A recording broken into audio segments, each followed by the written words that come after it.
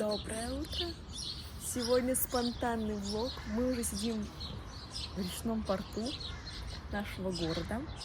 Сегодня мы отправляемся в мини-трип вместе с моей мамой. С нами еще будет моя подруга, ее сестра и наш проводник, если так можно выразиться, Наталья. Но не об этом. Сегодня мы едем с нашего города на Омике. Представляете, мы будем плыть. Мы едем в Зольное, мы же все время, наверное, доплываем. Мы едем в Зольное. В Зольном у нас будут всякие практики, арт-практики, будем что рисовать. Потом у нас обед, свободное время, потом опять практика, и потом отправляемся домой. Правильно? Ничего не забыла, ничего не забыла. Вот. И в это приключение мы берем вас с собой.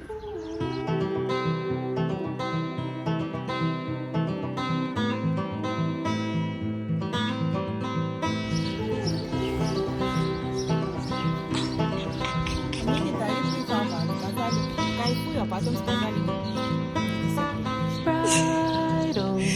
У нас сегодня по прогнозу было прохладно. Сейчас пока светит солнышко и холодный ветер. Я очень надеюсь, что погода разгуляется и нам будет все-таки комфортно, потому что мы оделись все-таки больше налегке, чем нет. Но что мы с собой взяли? Одну большую сумку, там еда и все наши принадлежности для рисования. Конечно же, фотоаппарат и еще одна сумка с пледами. И маму. И мама увязалась за мной. И она тут увязалась хвостиком. Вот, с вами поплывем. Мы будем еще в очень интересном месте переплывать. Как это называется? ГЭС? Через ГЭС вот это будем заезжать, нас спускать, будут поднимать в общем. Мы переезжать. Ты что, едешь? Ну, переплывать будем. Получается, мы заедем, заплывем, нас закроют, нас либо поднимут, либо воду спустят, и мы плывем дальше. Прикольно. Ну, я постараюсь заснять это сюда. Всем доброе утро.